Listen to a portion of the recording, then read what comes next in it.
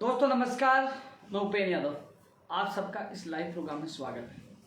साथियों, आज का लाइव बड़ा महत्वपूर्ण है आज की पूरी घटनाक्रम को लेकर और आने वाले आंदोलन की रूपरेखा को लेकर ये आज का लाइव है। साथियों, जो शहीद स्मारक पर कई साथी हमारे डटे हुए हैं और पूरे दिन पर डटे रहे और मैं शहीद स्मारक पर क्यों नहीं पूछ पाया इस लाइव में मैं आपको जवाब दूंगा, क्योंकि हर बात का जवाब मैं आप लोगों को दूंगा। उपेन यादव खुद का नुकसान कर सकता, लेकिन मेरे प्रदेश का बेरोजगार का नुकसान नहीं होने दूंगा।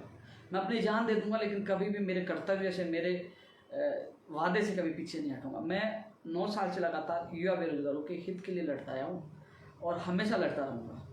मुझे पता है कि साथियों क्या घटनाक्रम है, उसके बारे में आपको अवगत करवाना जरूरी है और उसके बाद शहीद स्मारक में मैं किस कारण से नहीं पूछा वो भी आप लोगों को बताना जरूरी है और आगे हम कल से हम आगे क्या करने वाले हैं ये भी आप लोगों को बताना जरूरी है। साथियों, आप लोग ज़्यादा से ज़्यादा लोगों के पास ये मेरा वीडियो शेयर करें। आप भी जो जितने लोग जुड़े हुए हैं आप शेयर करते रहिए, क्योंकि प्रदेश के तमाम बेरोजगारों तक ये मेरा लाइव ये वीडियो जाना चाहिए। साथियों, जो आंदोलन का जो आगाज़ हमने किया था, जो हमने ऐलान किया था, साथियों कल रात को ही मेरे पास पुलिस प्रशासन के फ़ोन आने लगे थे। रात को 11 बजे फ़ोन आया। हालांकि दिन में जब मेरे पास फ़ोन आया था, दिन में ये कहा गया कि भैया कांग्रेस का प्रोग्राम है, आप जो 10 बजे का आपका प्रोग्राम है वो कैंसिल करो। आपको 10 बजे का प्रोग्राम कैंसिल करना पड़ेगा, आपको बाद का समय दिया जाएगा। मैंने कहा मैं समय चेंज नहीं करता। करीब वो 3-4 बज गए होंगे जब मैं ऑफिस में बैठा था, तब पुलिस प्रशासन का फ़ोन आया। मैंने कहा कि मैं चेंज नहीं कर सकता, क्योंकि मेरे काफ़ी दूर दूर के लोग राजस्थान के जो अलग अलग ज़िलों से हैं वो निकल चुके हैं। ट्रेनों में उन्होंने टिकट बुक करवा लिया है, वो देर रात तक या सुबह तक पहुँच जाएंगे। मैं आंदोलन कैंसिल नहीं कर सकता। एडिशनल एसपी से मेरी डिप्टी ने बात करवाई, तो उन्होंने कहा कि एक काम करिए, आप 2 बजे का प्रोग्राम रख लीजिए। मैंने कहा 2 का नहीं, पहले कहा, उन्होंने कहा 5 बजे का रख लीजिए। मैं कहा सर सुबह लोग 8 बजे पहुंच जाएंगे, 5 बजे तक कहाँ रहेंगे? हज़ारों की संख्या में लोग आएंगे, कहाँ भटकेंगे, कहाँ जाएंगे? जिन लोगों को मैंने सुबह बुलाया ऐसा हो नहीं सकता। उन्होंने कहा 2 बजे का रख लीजिए। उन्होंने फिर मैंने कहा साहब 2 भी लेट है। ऐसे जिद करने के बाद हमारे बीच में तय हुआ था कि 1 बजे के बाद आप कभी भी आ सकते। तो साथियों, मैंने लाइव में आपको कहा था 12 बजे के बाद कभी भी आ जाना। 1 बजे का मैंने ट्वीट करके आप लोगों को बता दिया था। पुलिस प्रशासन से हमारी परमिशन को लेकर सहमति हो गई है। रात को 11 बजे पुलिस प्रशासन का फोन आया, बोले कि आपका धरना कैंसिल होगा, आपको नहीं करने देंगे, एक भी व्यक्ति नहीं आएगा, मुकदमा दर्ज कर देंगे, ये कर देंगे। साथियों, रात को करीब 4-5 बार फोन आया।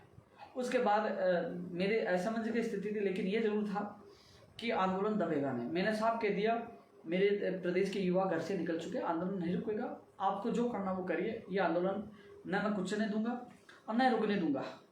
साथियों, जब मैं सुबह उठा, मुझे शक पहले से था। जब मैं सुबह उठा तो मेरे मकान मालिक ने कहा कि पुलिस आई हुई है। सबसे ज़्यादा मैं धन्यवाद देना चाहूँगा साथियों, आप लोगों ने इतना सहयोग किया, लेकिन मेरे मकान मालिक का जो लड़का है, जो एडवोकेट है, और आंटी जी, अंकल जी, उन्होंने घर में घुसने तक नहीं दिया। साफ मना कर दिया कि अंदर नहीं जाने देंगे, बिना परमिशन आपको नहीं आने देंगे। उसने क्या अपराध किया? उन्होंने कहा वो किराएदार ही तो है, अब किराएदार के पास क्यों नहीं जानते? मकान मालिक का किराएदार नहीं, वो मेरा बेटा है।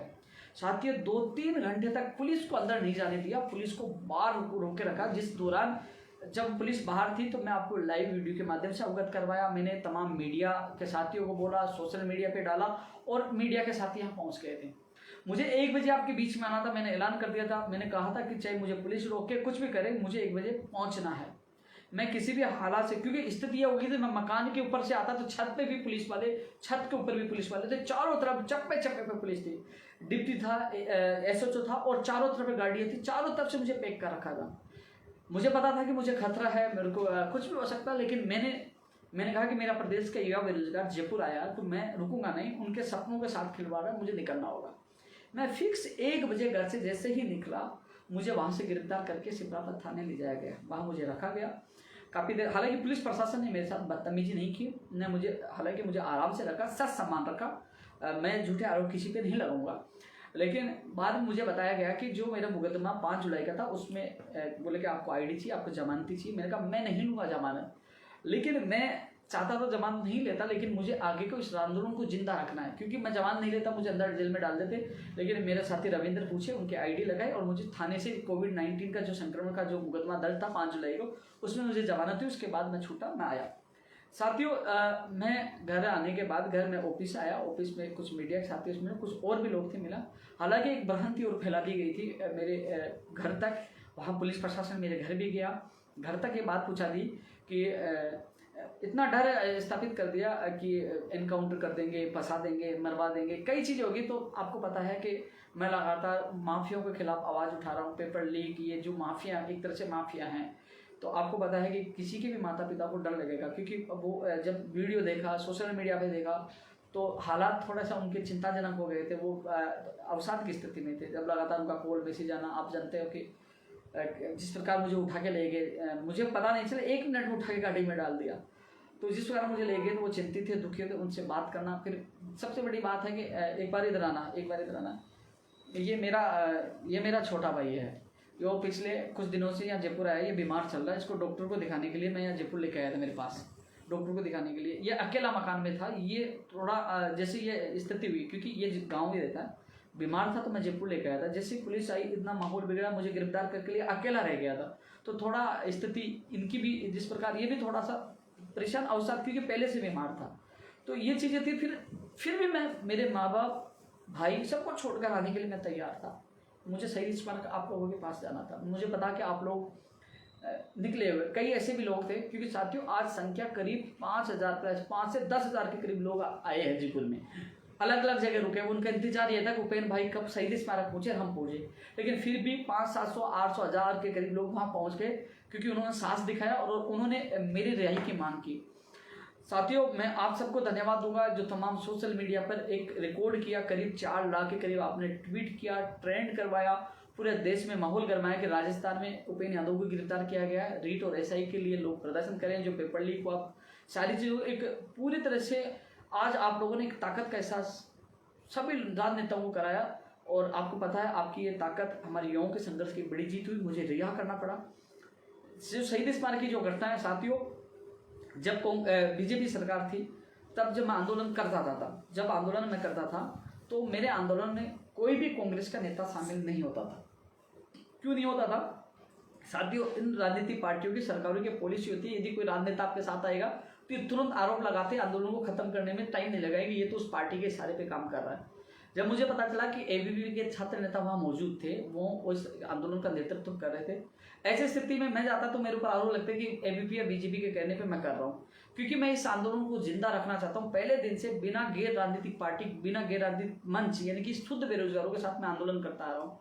एबीवीपी के छात्र हो चाहे बीजेपी के नेता हो, इन्होंने हमारी आवाज़ उठाई, साधुवाद के पात्र, मैं धन्यवाद देता हूँ। लेकिन क्योंकि मैं किसी पार्टी से जुड़ा हुआ नहीं, ये अच्छा काम करें, युवाओं की आवाज़ उठा रहे, चाहे बीजेपी के दिग्गज नेता हो, चाहे एबीवीपी के पदाधिकारी, चाहे किरोड़ी बाबा जो लगातार युवाओं की आवाज़ उठाते, मैं इनके खिलाफ नहीं, अच्छा काम करें, ये धन्यवाद के पात्र है, ये युवाओं की आवाज़ उठा रहे। लेकिन कहीं ना कहीं मैं, जैसे सुनने में आएंगे किरोड़ी जी जो बाबा वहाँ शहीद स्मारक पे, मैं जैसे जाऊँगा ये कहेंगे उपेंद्र यादव किरोड़ी बाबा से मिला हुआ है या बीजेपी से मिला हो, मेरे ऊपर आरोप लगना और इस आंदोलन खत्म होना। क्योंकि मैं कल एक बार हमारे जो संगठन के पदाधिकारी को मीटिंग करके कल मैं बड़े आंदोलन के ऐलान कर रहा हूँ। पुलिस प्रशासन ने कहला कि आपने अनुमति नहीं ली, जबकि मैंने अनुमति ली थी। मैं कोर्ट के बाद कैसे भी मैं वापस एप्लीकेशन लगाऊंगा, वापस इस आंदोलन को वापस जितना करेंगे, लड़ेंगे, अंतिम दम तक लड़ेंगे। एक बार नहीं, मुझे 1000 बार जेल में डालेंगे, मैं पीछे नहीं हटूंगा। लेकिन साथियों, मैं आपको बताना चाहूंगा कि गैर राजनीति, क्योंकि ये इस चीज को उनको मौका मिलना चाहिए कि उपेंद्र यादव तो राजनीतिक पार्टी का सहारा लेकर जानबूझ के पार्टी को बदनाम कर रहा है, सरकार पर कई आरोप लगते हैं, ये बीजेपी के इशारे पे कर रहा है, ये कई आरोप लगते। तो साथियों, मैं इसलिए मैं शहीद स्मारक नहीं आया, क्योंकि वहाँ एबीवीपी के लोग भी थे, काफी लोग थे, इसलिए मैं नहीं आया। क्योंकि मैं हमेशा, आप लोगों ने देखा होगा, जब मैं बीजेपी सरकार थी तो कांग्रेस के कोई भी पदाधिकारी मेरे नहीं आता। अब कांग्रेस सरकार है तो बीजेपी का कोई मेरा आंदोलन नहीं आता, और यदि भविष्य में बीजेपी की सरकार आती तो कांग्रेस का नहीं आएगा, क्योंकि मैं आंदोलन मेरे बेरोजगारों के लिए करता हूं। और मैं इतना विश्वास दिलाता हूं कि मैं मेरी जान दे सकता हूं, मैं मेरे किसी बेरोजगार के साथ गलत नहीं होने दूंगा, उनके लिए मैं संघर्ष करूंगा। आप सब समझदार हो, क्योंकि राजनीतिक रंग जिस मामले को मिल जाता, कहीं ना कहीं उसकी सफल होने की संभावना बहुत कम होती है। आरोप प्रत्यारोप करते हैं। मैं बाबा किरोड़ी का विरोध नहीं करा, किरोड़ी जी का विरोध नहीं करा, मैं किसी एबीवीपी या राजनीतिक पार्टी का विरोध नहीं करा। उन्होंने आवाज़ उठाई, सहयोग किया, उन्हें धन्यवाद। लेकिन मैं मेरे आंदोलन को जिंदा रखना चाहता हूं, जो मैं पहले दिन से, कोई सी पार्टी हो, मैं बिना राजनीतिक मंच बनाते मैं हमेशा युवाओं के शुद्ध पीड़ित बेरोजगारों के साथ आंदोलन किया, उनको लेकर चलाऊं। और आज भी करीब 10,000, 5,000 प्लस 10,000 के करीब लोग इकट्ठा होने वाले थे। बड़ी तादाद, पुलिस प्रशासन ने जो पूरी खुफिया जो सूचनाएं जुटाई, उनको पता था कि बड़ी संख्या में लोग आएंगे, और आज बड़ी संख्या में लोग आते तो हमने पहले तय कर लिया था कि हम लोग सिविल लाइन्स में कूच करते और वहाँ सिविल लाइन्स में ही जाके हम धरना देते जब तक हमारी मांगे पूरी नहीं हो जाती।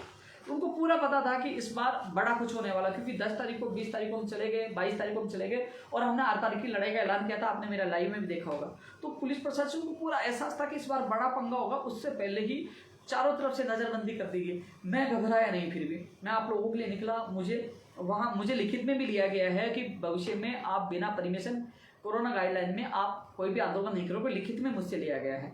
लेकिन मुझे एक बार नहीं 1000 बार जेल में डालेंगे, मैं दबूंगा नहीं, न झुकूंगा। मेरे युवा बेरोजगार के लिए मैं लड़ूंगा। जो तमाम लोग साथी, जो मेरे साथी जो मुझसे जुड़े, मुझे अच्छी तरह जानते हैं, वो सब समझ गए होंगे मेरी रणनीति को। क्योंकि अब पुलिस प्रशासन का कहना है कि आप आंदोलन से पहले आपके डेलीगेशन को हम मुख्यमंत्री जी के अधिकारियों से मिलाएंगे। कल वो मुझे मिलवाने के लिए भी कहना है, मैं कल जाऊंगा, उनको अवगत कराऊंगा। उन्होंने ये कहा पुलिस प्रशासन ने कि आपने आंदोलन से पहले एक बार अवगत क्यों नहीं कराया। मैंने कहा एसआई भर्ती के लिए 2 बार हमने अवगत करवा दिया। 20 तारीख को मुख्य सचिव को, 22 को हमने सीएमओ में अवगत करवाया था। नहीं बोले रीट के लिए नहीं करवाया आपने, तो मैंने कहा रीट के लिए अब करवा देंगे, आप मौका अब टाइम दिला दो, हम तो लिखित में दे देंगे। तो साथियों मैं कल टाइम एक बार फिर अवगत कराऊंगा और अवगत कराने के बाद मैं साफ कह दूंगा कि भैया हम 5 दिन या 6 दिन बाद फिर सड़कों पर उतरेंगे, हजारों की संख्या में उतरेंगे। कितने लोगों को गिरफ्तार करोगे? तो कल मैं एक बार मुलाकात करके कल समय और तारीख फिक्स कर दूंगा। साथियों मैं आपको कभी भी पहले भी अकेला नहीं छोड़ा था, न छोड़ूंगा। आपके लिए मैं जी जान से लड़ूंगा। जिस प्रकार आप लोगों ने प्यार दिखाया, जिस प्रकार आपने संकट में मेरा साथ दिया और आप लोगों ने जिस प्रकार सोशल मीडिया पे एक ही नाम था, उपेंद्र यादव को रिहा किया जाए, आपने इतना मेरा सहयोग किया, तो मैं कैसे आप लोगों के लिए पीछे हट जाऊंगा।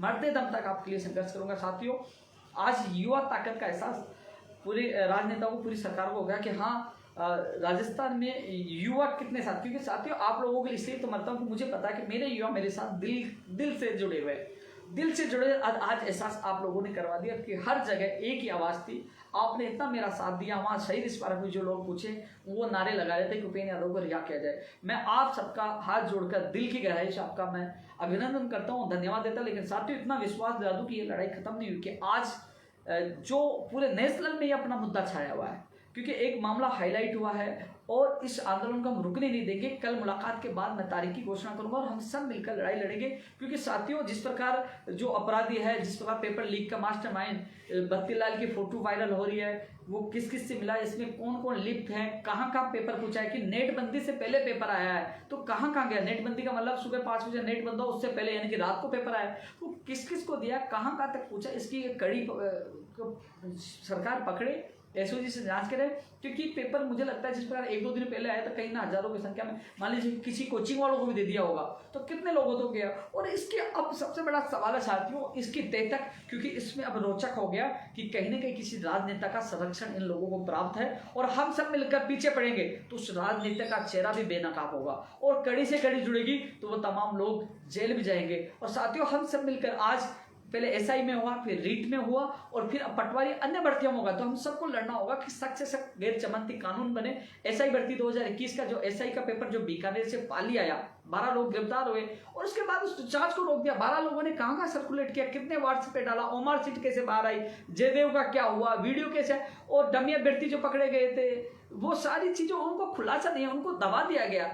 कम से कम उसकी जांच में पता चलता कि कौन इसके पीछे है। और वैसा ही रीट में अब दबाया जा रहा था। उन 6 लोगों को गिरफ्तार कर दिया गया। साथ ही आप सोचिए कि 6 लोग जो गरीब परिवार से आते अभ्यर्थी हैं, जिन्होंने पेपर देरी से पूछने का उन्होंने मामला उठाया, उन्होंने कहा कि नकल हो रही है, उनको राजकार्य का मुकदमा दर्ज कर दिया। उन 3 बेटियों का जो बिलक बिलक कर रोती रही, वही नहीं, इसके अलावा कई परीक्षा सेंटर पे कई ऐसे अभ्यर्थी हैं जो 1 मिनट लेट पूछे उनको रो दिया गया, और जो 1-1 घंटे तक पेपर लेट पूछा है उनको केवल निलंबन किया, उनको बर्खास्त क्यों नहीं किया। तिलक पीजी कॉलेज बस्सी का मामला हो, अब हर कई जगह पेपर खुले आए। तो सारी चीजों के लिए न्याय आप लोगों को मिले। साथियों तह तक जाएगी। कई लोग ऐसे कह रहे हैं जो 135-30 नंबर लेके आ रहे हैं रीट में, वो कह रहे हैं कि और ऐसा ही में भी कि हमारे अच्छा पेपर हो गया, उपेंद्र यादव जी हमें बख्श दो। कुछ लोगों के मुझे मैसेज दिखे। हालांकि साथियों उन लोगों को मैं कहना चाहूंगा मैं आपके साथ हूं, मैं आपके खिलाफ नहीं हूं। मैं उन लोगों को नहीं बख्शना चाहता हूं जो इस तंत्र में जुड़े, भ्रष्ट है, जिस राजनेता से जुड़े, उनका मैं पर्दाफाश करना चाहता हूं। भविष्य में किसी के साथ गलत नहीं हो।